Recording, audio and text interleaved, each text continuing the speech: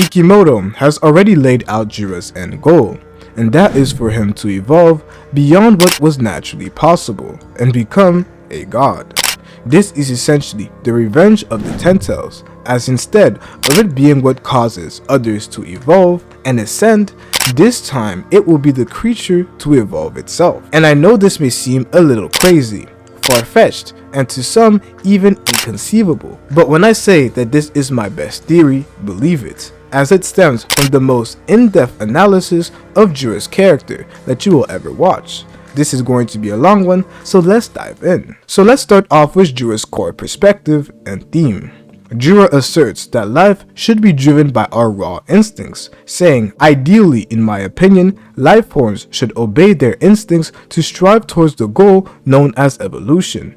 In a perfect world to Jura, every being would simply follow their instinctual feelings and evolve continuously, adapting and growing without any interference. Our instincts, the ones that Jura is referring to, is basically our natural urges or impulses, things like eating, drinking, and reproducing. It is in our nature to do so. Instincts at its core is the automatic drive that pushes a living creature to survive, adapt, and evolve without the need for complex thoughts or self-doubt. However, there is a twist when it comes to humans. Unlike other creatures, humans developed consciousness, a self-awareness that makes us think and reflect. And with this consciousness comes the painful realization of our own mortality.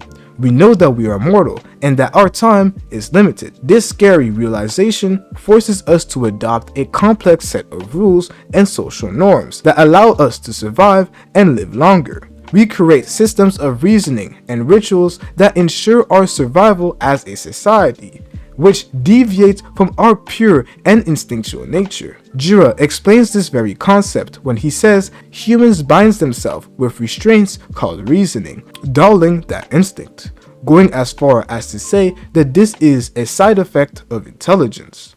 Now, with just this, we have a lot to unpack.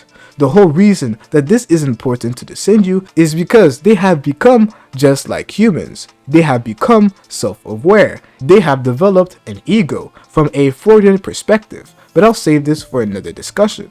However, this means that they find themselves in a similar state to humans. But Jura doesn't want to become like humans. He notes their biggest struggle, which is the fact that they have created these social structures and norms that deviate from their natural instincts.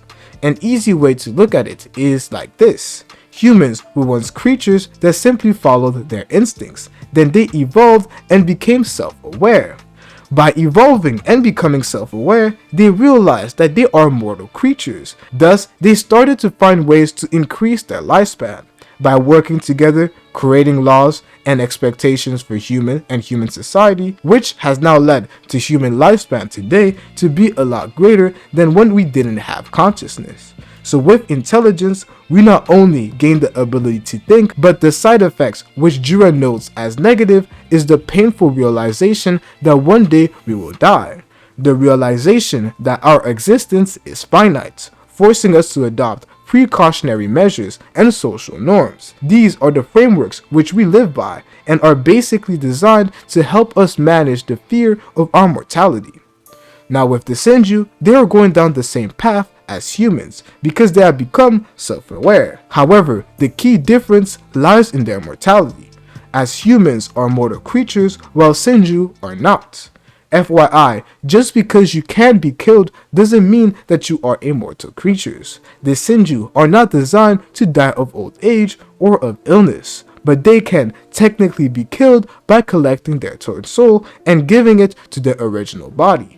But this still makes them immortal to some extent due to the fact that they are not designed to die, but they can be killed through other measures. It is the same thing with Otsusukis. The Otsusukis are designed using the karma to technically be immortal. However, just like Amado has found out, there are ways that you can still kill the Otsusukis. Due to this fact, the fact that the Senjus are not mortal creatures, they do not have to create these social norms or rules to prolong their life, as they will not die. Which is why Jura's goal is to continue following their instincts, not slowing down his evolution while still being self-aware. as Jura believes that social norms that humans have created have slowed down or even halted the natural evolution that pure instincts could provide. This is one of Jura's central themes at the moment. His character is likely to grow even more, which is why I'm saying that currently he has the potential to be one of my favorite villains ever. But what exactly takes me from this understanding to the theory of him becoming a god? The simple answer is that Jura will continue to evolve, and that evolution is connected to the chakra fruit. So first, we have to discuss the fact that Jura is the embodiment of the 10 tails. I don't know why some people are still confused about this, or even theorize that he comes from someone else, but it is literally stated that he is the embodiment of the 10 tails as a Senju. The 10 tails' primal instinct is to devour an Otsutsuki and become a divine tree that bears a chakra fruit. The Senju, meaning divine tree, which is why in the official translations you never see Senju but you see divine tree. Senju is a fan created name that is allowed for us to characterize the Senju in a different manner than simple divine tree as self-aware divine tree. However, this stage of evolution has already been completed. The only difference is that these divine trees have not actually bared a fruit, but have developed consciousness. This occurred due to the fact that the 10 tails was not influenced by an actual sacrifice of an Otsutsuki, but simple karmic Otsutsuki DNA.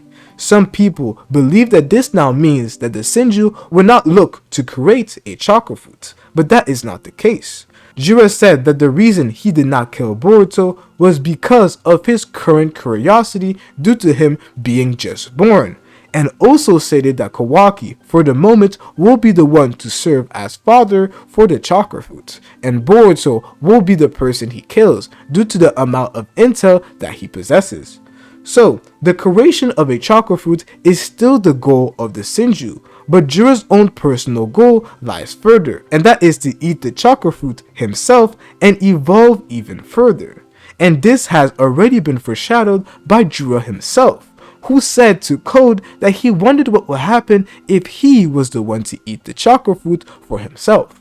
And when you understand Jura's desire to follow his instincts, you would see that this is the only path that the story will go and lead to. After a chakra fruit is created, which is what the Senju are supposed to do, their instinctual goal is to create a chakra fruit, and when that is done, it will be completed, which will now leave Jura with two options: to stop evolving and basically cease to be, or to evolve even further and become something greater. Now, some of you guys may say that at this point, Jura's instincts will tell him to do nothing and to cease evolving, as his current path has been achieved, or potentially to create even more chakra fruits.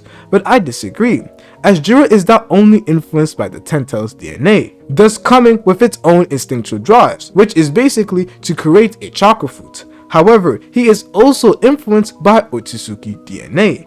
And if we go even further, it is highly likely that he is influenced by Shibai Otsutsuki's DNA, due to Code's claw marks coming from Shibai. And since we know that the Senju, all of the Senju can use Code's claw marks to either spawn more claw grinds or to simply use it to go to various locations, it means that they can tap into Shibai Otsutsuki's DNA, which is where the claw marks come from.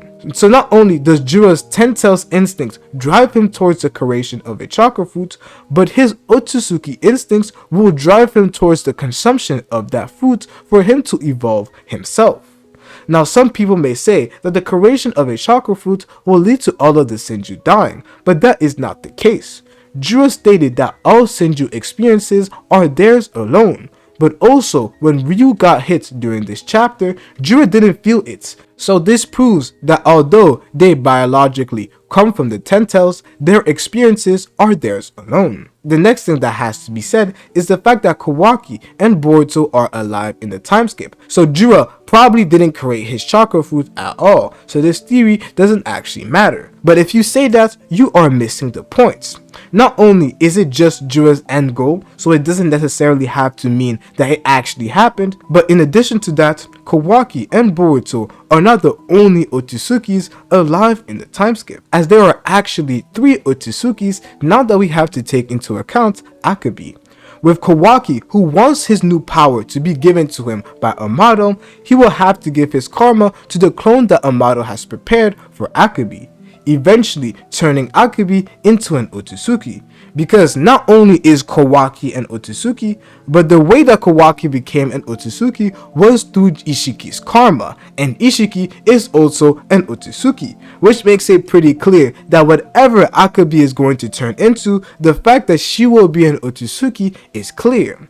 Amato also did say that if Akebi becomes an Otsutsuki, he will do everything to fight against Kawaki, killing her, which is a big deal due to the fact that Amato has this shutdown command that he can put on Kawaki at any given time, thus revealing to us that even if Akebi turns out to be an Otsutsuki, it will still be quite hard for Kawaki to kill her. So this still gives us an Otsutsuki sacrifice for a creation of a chakra fruit. This could have actually been Kashin Koji's plan, which is why he told Boruto to tell Kawaki about his limiters, so a new Otsutsuki could be made, saving Kawaki's life, so that Jura would end up using someone else as Otsutsuki father to end up creating a chakra fruit, allowing Kawaki and Boruto more time to deal with this Senju, so that Kawaki doesn't end up dying, leaving Boruto alone to fight versus Jura, if they are not able to stop Jura in time. Using Kawaki's Daikokoden, if a chakra fruit is in the process of being made, they could store people that they want to be alive in that Daikokoden dimension, which would also explain why nobody appears to be alive in that time skip scene. But this is already looking at it too deep into the future. However, all of this is to say that Jura creating and eating a chakra fruit without the need of Boruto and Kawaki is still a genuine possibility, as we have the creation of a new Otsutsuki apart from Boruto and Kawaki. But to understand Jura's argument even further, and to dive deeper into his character and the themes that he represents, we have to look at Friedrich Nietzsche. Nietzsche introduced the concept of the will to power, which is essentially the inner drive that pushes every being to assert itself, overcome obstacles, and grow. This is evident when Jura says that his instincts are pushing him to overcome love, but another video will be made on that, diving deep into that character. But Nietzsche's Overmensch philosophy, known as Overman in English, represents an ideal future individual who transcends conventional morality and creates his own personal values, rather than following rules imposed by society or religion. Jura's call to follow our instincts aligns with Nietzsche's belief in tapping into inner power. He suggests that if we aren't so burdened about the rational, rule-based system we create to manage our mortality, we could unleash our full potential and evolve continuously. Jura's character follows theme of Übermensch, as he admires the idea but looks down upon humanity who has lost its raw potential to evolve by overly becoming rational and creating these social constraints. This is why Jura's character will lead to him evolving even further using the chakra fruits, and being the person who creates his own values from within, as Jura is simply doing what his nature is telling him to do, which is quite hard for us to view him as good or bad, evil or justice, due to the fact that he is doing simply what it is in his nature to do. You cannot blame a chair for allowing a person to sit down, because this is what the chair was created to do. It is in the same way that you can't necessarily blame Jura for creating a chakra fruit and eating it if it is exactly what his DNA and instincts are telling him to do. Good and bad, these different forms of reasoning is what we humans have created and basically agreed upon. It is theorized that during our evolution, for us to live even longer, our evolution has pushed us to develop consciousness, and with that consciousness, our evolution pushed us to find our personal ways of increasing our mortality, which has caused these social norms and constructs like good and bad to be created. But this is exactly the path that Jura doesn't want to lead up to, as he wants to continue evolving following these raw instincts, and the only path it will lead to him is that of becoming a god, as this is what his instincts are currently designed to do. So just by analyzing his character, we now know exactly where his end goal might lead him. But this is why you have to watch this video right here, as it is an analysis on Boruto's character in the time skips, and it could reveal exactly where Boruto's end goals might lead to.